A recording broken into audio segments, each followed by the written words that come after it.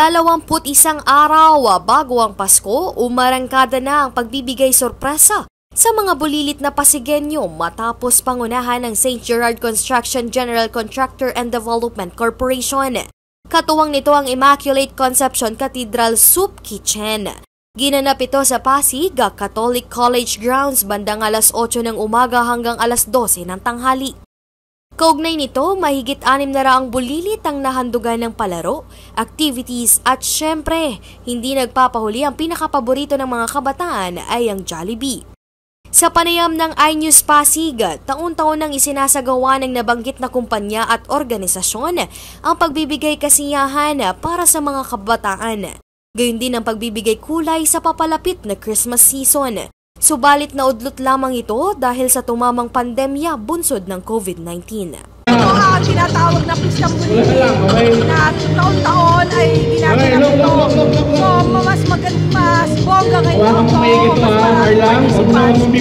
Kasi bilang ang mga pistang bulilit na galing sa pamayanan, hindi kasama yung mga soup kitchen. Kaya ngayong araw na to, dahil nga sineselebrate natin ang 450 years ng pistang bayan ng Pasig. So, ang mga bata ngayon ay dumoble. Dati, mga 600 na bata ngayon ang natin sa araw na to. Yung mga bata ay galing sa iba-ibang lugar dito sa Pasig, pamayanan ng Pasig, na sakop ng Immaculate Conception, like Pambang, Malinaw, Kapasigan, San Nicolas, San Jose, at karating po. At marami pang mga siyam na pamayanan dito, kaya yung mga bata na yan ay marami. So natutuwa kami kasi nga sa araw na to, ang dami nilang dumating at napapasaya natin sa pagtulungan ng St. Gerard Construction. Yan, nagpapasalamat tayo sa mga sponsors. Sa sponsors natin. Ang mga nag-akot ng bata ay ang Soup Kitchen at yung mga pamayanan, sila nagkumuha ng mga bata para maging successful tong ating event. Yeah, we would like to thank also Pasig Catholic College for providing the venue for today's activity. Kasi kailangan natin malaking lugar.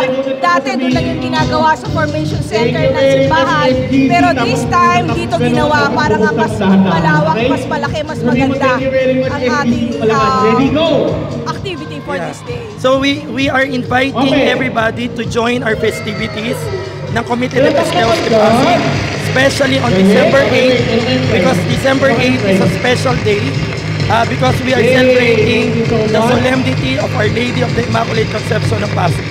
So everybody is welcome to join. Sa katunayan, natigil ang pistang bulilit ng halos 3 taon bunsod ng pandemic. Ngunit sa ngayon, nagkaroon muli ang St. Gerard Corporation na ipagpatuloy ang aktibidad para sa pagbibigay saya sa mga kabataan. We've been doing this even prior to pandemic. Nagka-pandemic lang kaya natigil kami. So ngayon yung first time uli na nagkaroon ng soup kitchen, kaya ang daming bata at saka malapit na rin ang fiesta kaya sinabay na rin to.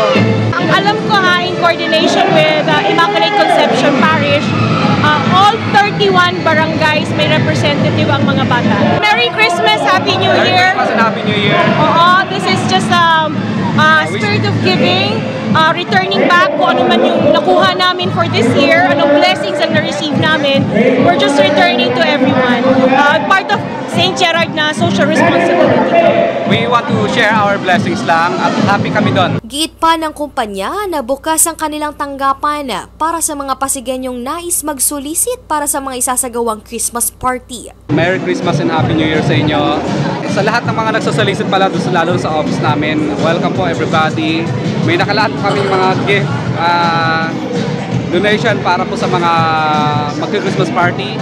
At happy lang po kami to share kung ano man ang narating namin at kung ano man ang blessing namin kinatamasa ngayon. Kami bilang instrument, sana maging example kami that you don't need to be somebody in position to help others. So kami, ordinary people lang that made it out in the world na nagtumutulong lang kami at nag-share ng blessing. If this is lahat tayo ganito na tumutulong sa kapwa natin, maaahon tayo lahat pare-pareho sa kahirapan. Ang ano ko lang is, ang bati ko is Merry Christmas and a Happy New Year. Let's give peace and love to everyone. Ikinalugod naman ng mga kabataan ang naganap na pistang bulilit dahil hindi lamang saya ang kanilang nabaon, kundi magandang karanasan sa naturang aktibidad. Ano sila, konting sa Christmas gift pang mga batang Christmas bulilit. Kami po na-invite para sa anak ko po, para sa mga Christmas bulilit. Laking salamat din po para sa mga anak po namin. Maraming salamat po sa lahat ng mga tumulong. Maraming salamat. At yan ang detalye ng balita. Ako po si Jen Patrolya para sa latest ng iNews Pasig.